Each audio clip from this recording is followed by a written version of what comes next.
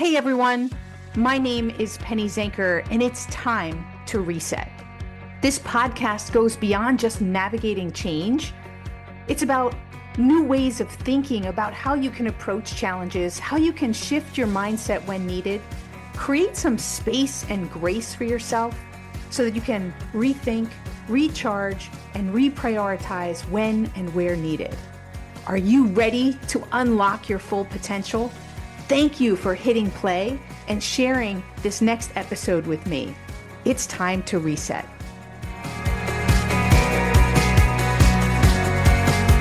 Hello, and welcome to Take Back Time. My name is Penny Zanker, and I'm your host. And I'm excited to talk about a topic that's really important today. How do we overcome overwhelm?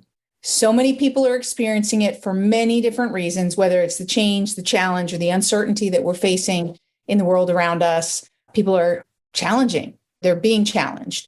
And I have Sam Kabert with me, and he has some great solutions for us. He's a serial entrepreneur turned certified breathwork practitioner and keynote speaker. He's the author of the #1 best-selling book, Soul Life Balance, and host of the Soul Seeker podcast. And basically, Sam spent his early part of his career chasing success and was named Silicon Valley's 40 under 40 list just when he was 31 years old. So obviously, he wasn't just chasing it, he got it. But in the past 5 years, he courageously embraced a transformative path of self-discovery, centering his focus and prioritizing on his mental health, which is an important thing for many people that are out there. So Sam says he's on a mission to offer tools to overcome overwhelm and encourage the rise of compassionate leadership to eradicate the glorification of the hustle culture. And so we're really excited to have Sam on the show today. Welcome. Thanks so much, Penny. Excited to be here with you. So I think most people's stories, right? The reason that you were involved in breathwork and on this transformative path certainly comes from something that happened in your past, right? So tell us a little bit about the history and why you do what you do today. Yeah, mental health has always been something that's been important to me as long as I can remember knowing about mental health. I think in my early days, going back to like high school and younger, it wasn't something so much that I could put my finger on. And when I got to college, I went to Chico State in Northern California. It's very much known as a party school. And I looked at it as an opportunity to reinvent myself because I was severely depressed my whole entire life and just very much glass half empty. And I looked as going to college being an opportunity to reinvent myself. And that's exactly what I did. I ended up joining the top fraternity on campus, and we lived above the most popular bar above the bar. And I repped like Monster Energy drinks, a spring break company, a stand-up paddleboard. Like I repped so many different things. And I was a completely different person, very much like party centric, and that's just the nature of that type of party school, right? But then one day I witnessed a friend hang himself, and that was probably about my sophomore year. And we were all in the living room, and his older brother came and kicked down the door, and we went and saw him hanging from the ceiling fan. And within 6 months of that, my mom's cousin actually got murdered by her husband, and he killed the twin boys at the age of 6. So this was some very traumatic events, just going straight there since you asked. And that was... Whoa, that's a little deep here. 20s. Okay.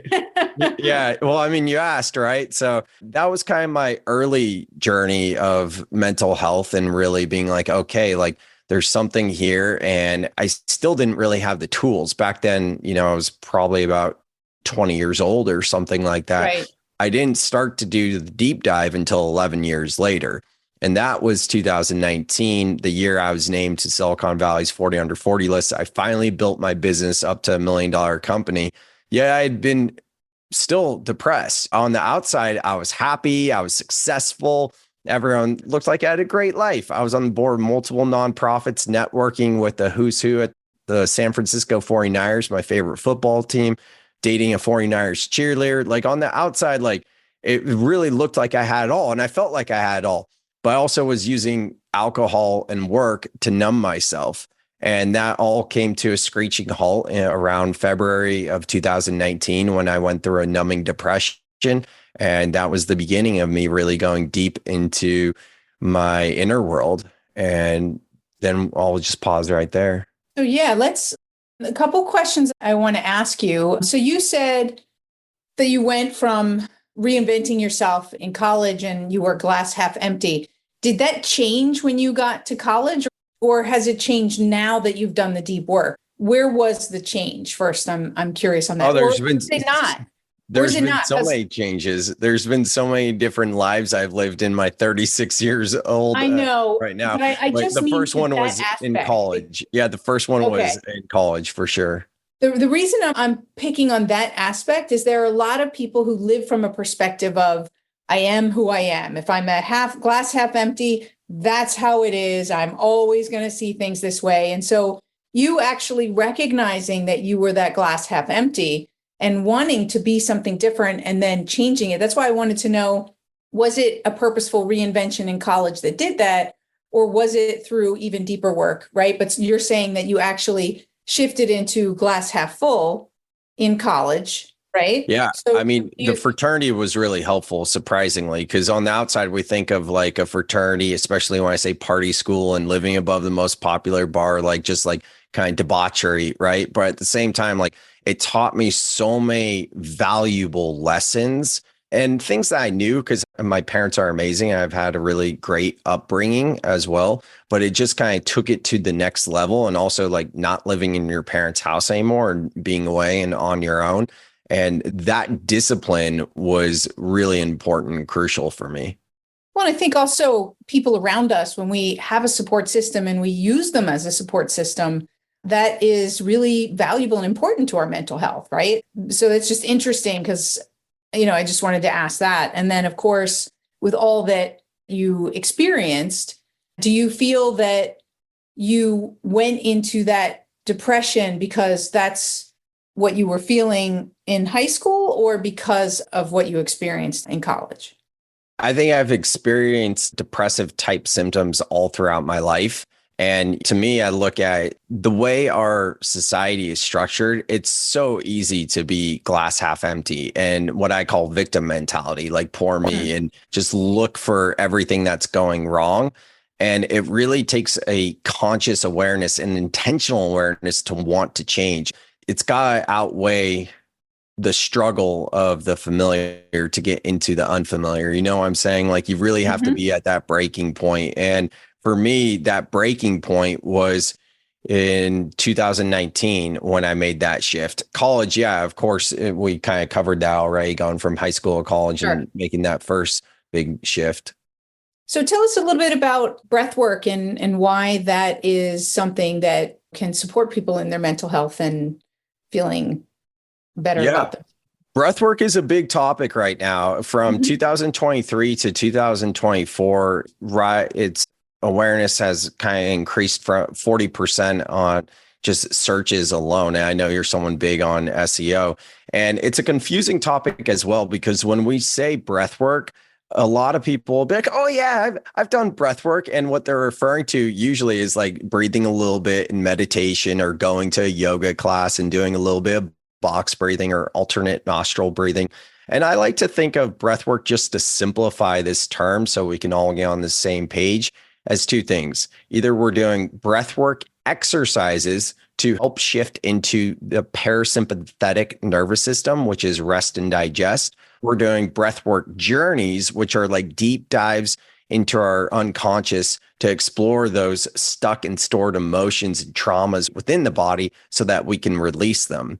And for me, my love for breathwork started with a breathwork journey. This was around February, March of 2019 when I went through that numbing depression. And I won't get into the whole story unless you start to ask questions. But basically, I found myself in a breathwork journey, one with a facilitator, and a friend referred me to these people. And I went to their house to do this journey. And I literally felt reborn. It was the most wild feeling in my entire life, like no substances, nothing else, just a certain pattern of breathing, kind of similar to Wim Hof or holotropic breathing, Mhm. where it gets the ego consciousness, which we can think of that as like the identity of ourself, like our personality and our awareness out of the way, so that the body can release all of the different stored energies that get stuck in the body throughout lifetime and the stuck and stored traumas within the nervous system.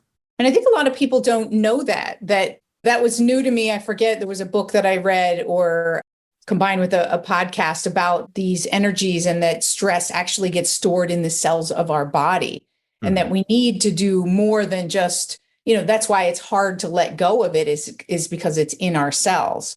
So you find that this breathwork journey, is breathwork in itself a way to let go, or do you have to go on the journey in order to really get that deep? Yeah, for sure. Great question. So I think of breathwork exercises to shift into rest and digest more as maintenance. It's something that we can do Okay. on a daily basis, whether it's box breathing or the cyclic sigh, alternate nostril breathing. I mean, I could go on, but these exercises that are a little bit more familiar to people, or maybe they're not, but the general idea is like we're doing it to help soothe ourselves. And there's Hmm. three rules as it relates to the breathwork exercises. The first one is to breathe in and out through your nose, because that helps to get you into rest and digest as Hmm. opposed to activating the sympathetic nervous system, which is fight or flight. The second is to elongate those exhales by focusing on letting your exhales be longer than your inhales. That also helps to shift into rest and digest. And the final one is diaphragmatic breathing or belly breathing, which is letting your belly expand as if you're blowing air into a balloon. And then as you exhale, bring the belly back to the spine. So any breathwork exercises you're doing that have those three rules, most likely you're doing that so that you can shift into rest and digest. And that's a great thing to build into your daily routine, because so many of us are stressed and just operating in fight or flight. In fact, there's a recent study by KFF that says 90% of Americans believe we are currently in a mental health crisis. And the WHO says that the number one mental disorder right now is anxiety. So it's pretty clear, like we have the stats and data that backs this up as well. Now, for the breathwork journeys, just to be clear, like no one has to do any of these or anything like that. The breathwork journey is potentially going to feel like a rebirth. It might bring up suppressed and repressed memories, things that you may not be ready to see. So this is really like a deep dive into the psyche. And I typically say, like, if you're someone that's curious into exploring with a breathwork journey, like it's a good thing to start with one and then work with that practitioner to help you integrate that experience. And by integrating, that could be a lot of different things, maybe IFS therapy, maybe journaling, or building a breathwork daily routine. Typically, when I see people starting to do this work, they'll front load, like do more breathwork journeys all close together. And then over Hmm. time, they'll start to slow down, because when you first start to crack that open, there's just so much there. So then you keep going back for a period of time. I know that for myself, clients, and other people as well. Gotcha. Well, I guess we tend to be excited about something and dive deep into it. And then over time, also, we get less connected or less committed to it. I mean, with many things, or at least that's what I've experienced with whether it's a new tool that you're using, or you know what I mean? So I could Yeah. see it also being on that when people like weight loss, you start to lose some weight and you start to get some results. People tend to think, okay, I'm good now. Right. And so I think that's also the point you're making about why it's important to have these other modalities and also to have this maintenance so that you're not sort of doing it and then letting it go and reestablishing all that stress again. For sure. It's that, and also chasing peak experiences. Because I mean, this is a very much, you get to that experience and it's like, for a lot of people, it's the Mm. feeling, oh, wow, we are so much more than this human body. And you enter like true bliss, or what the yogis would Yeah. call samadhi. So now it becomes like a chasing almost, right? And the other thing as well is like, since there is so much accumulated stress that's stored in the body. This is somatic experiencing. There's less to remove over time as well when you go through it a lot up Right. front. That's really cool. I'm taking notes here. So if you see me looking down, I like to take notes while I'm listening. It helps me remember it. Well, that's really cool. I really love that you made that distinction between sort of the maintenance and the journey. So how does this support somebody when they go through this and they feel more, what do I experience? What do I feel other than like the rebirth? Am I more creative? Am I more, just because a lot of people who are listening, they're thinking, okay, well, I want to be more productive. I want to reach my goals faster. I want to experience more fulfillment in my life. So what would you say that somebody could and would experience from that? Absolutely more creativity, vitality, more connection to your body. Even there's so many things, like I used to do breathwork journeys a lot here in town in Santa Cruz, and Santa Cruz is a surf town. It's very much known for surfing. And I've had several people be like, oh my God, I feel like I could surf a 30-foot wave right now, because you have this reconnection to your breath. It's not just unlocking the creativity and the vitality, Okay. but all of a sudden you start to realize how much you hold your breath. Like even for me in writing the recent book, or Overcome the Overwhelm, or I post on social media almost every day. So I have a lot of writing. We all send emails. We all write. We can relate to this. How often when we're typing are we holding our breath? Like I'm always coming back to that, like, oh, here I am. I'm holding my breath again. So one of the things that I offer to people as a way to integrate this experience into everyday life is to start focusing on your breath when you're in conversation with another person, because most of us have heard this classic psychology thing, right? Where when we're talking with someone else, what we're thinking about is what we're going to say next, as opposed to Right. holding space for them and being present with what they're saying. So now, if we can start to focus on our inhales and exhales when someone else is speaking, now we have less thoughts that are bouncing around our head, Hmm. and we can actually be more present with them. And we're retraining our nervous system to breathe in a way that's going to help us stay on an ongoing state of rest and digest versus always being on edge in fight or flight. I love that. You know what else is so valuable about that is not only does somebody across from you feel like they're being heard and like you said, they're holding that space, but I would imagine that the number of conflicts go way down, right? Because, or misunderstandings, or because those come from a mismatch of expectations or feeling like someone's not listening, or right. And so I could imagine that would have like a ripple effect in other areas as well. That's really cool. I've never thought of that. And I'm going to totally I love that you just said if there's just one thing that we could do leaving this podcast, right? That's what I'm going to do. The one thing I'm going to do is just focus on activating that rest and digest and focusing on my breath when I'm talking to people so that I can be more zen in my being. I really like that. It's so funny because that's something I've just been doing for a number of years now. And at one point, I had a friend be like, is everything okay? Because I took like a big inhale and exhale. And that was the first time I really realized that I was doing this. And I was like, okay, I have to start doing this so it's not A little obvious. more subtly. So I started to be a little bit more incognito about it. And then I just started sharing it with clients because I do coaching as well. And the clients started coming back being like, oh my God, like that was so big. And I was like, I didn't think that was going to be so big for people. Like, but of course, like the things that I'm doing that are helping me, sometimes we don't actually know what we're doing that's helping us. Right. So then that's an important part of sharing as well, where it's like, oh, wow, like I am doing that. You're noticing that. Now I can share it with someone else and they're experiencing it too. So it's good to have these conversations where we're reflecting. And this is like conversations around mental health that we just have with our friends, as opposed to just working with, say, a coach, a therapist, a guide, or just doing it and then going back to your everyday life thinking like, oh, hopefully things will change. Right. Well, this just shows you have the power to change it with every conversation.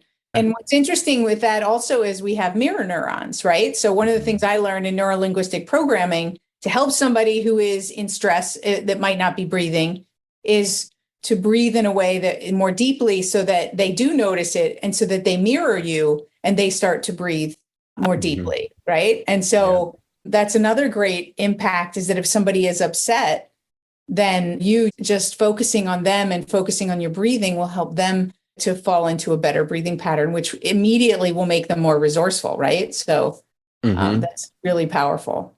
Bam, drop the mic there. Let me ask you, we're coming to the end of our time. So let me ask you a quick question. I've been asking guests this. So I have a new book coming out. It's called The Reset Mindset, and I'm celebrating and kind of asking people, what does that mean to them? So like, whether you know anything about it or not, you just hearing that language with your background and your understanding, what does a reset mindset mean to you? And what kind of benefit would you see that having for people? I mean, to me, it's all about present awareness, right? If we have a reset mindset, what I hear is I'm not clinging on to the past and I'm not worried or experiencing anxiety about the future. I'm present in the moment now, and my mindset is clear and focused, and I'm in the present moment. And for me, like, that's what I'm helping people access, right? Like, I think that's what we all need, because so much of this mental health crisis is that we're either stuck in the past or worried about the future. So I loved your message of a reset mindset, because obviously there's a lot of different ways to tackle it, but that's what comes up for me. That's awesome. And you're absolutely right. What you're teaching is what I call a reset practice. And I'm basically just looking at people understanding the framework, right? But lots of great practices like the one that you just gave us enable us to make this a daily practice, a regular practice, so that we can build that reset mindset, right? And then we're already in a place, like you said, where we're more present, we're more agile, we're able to go with the punches just a little bit more easily. And that's can make a huge difference in our lives, just to have a little bit more pep in our step and a little bit more ability to go around obstacles. 100%. Yeah. Awesome. Well, thank you so much for being here. How can people hear more about you and your books and your work? Yeah, you can find me on my website, samkabert.com. That's KAB as in boy, ERT, samkabert.com. There's links to my social media. I'm very active on Instagram and LinkedIn. And my new book is called Overcome the Overwhelm, and it teaches the 6-step breath process to access inner peace. We didn't get into that today, but there's 3 simple themes. And it's pretty much understanding that emotions are energy in motion, and that our bodies have a 90-second physiological response when we experience these energies. So if we can allow ourselves to slow down, these 6 steps are like what you would actually do in those 2 minutes to reset and have a new mindset moving forward. So again, samkabert.com for all the info. That's awesome. Well, thank you so much for being here. Yeah, thank you, Penny. I appreciate the opportunity, and thank you for all the great work that you're putting out into the world. And I can't wait to read your book this fall. Thank you. And thank you all for being here, because you are why we do this. Sam, me, all the other guests that we have on this show, because we really want to help you to live your best life, to maximize your potential and be fulfilled in everything that you do. So definitely this was a concrete tip that is a daily reset practice that you can do as you're talking to people, so that you can build the resilience inside, so that you can handle stress better and just be more creative and build better relationships. So go and put that into practice, and definitely reach out to Sam and let him know how it's working for you. Check out his book, and also let me know what you enjoy that you're listening to on the show and what else you'd like to hear from. My name is Penny Zanker, and this is Take Back Time. We'll see you on the next episode. Hey, thank you for spending this time with me. It really means a lot. If you're feeling a little off, distracted, overwhelmed, stuck, or just out of sync, remember that's your signal to reset. And that's all it takes, just recognizing one reset moment at a time. So stay tuned for more tips, tools, tricks, stories, strategies, all here on Time to Reset. We'll see you in the next episode.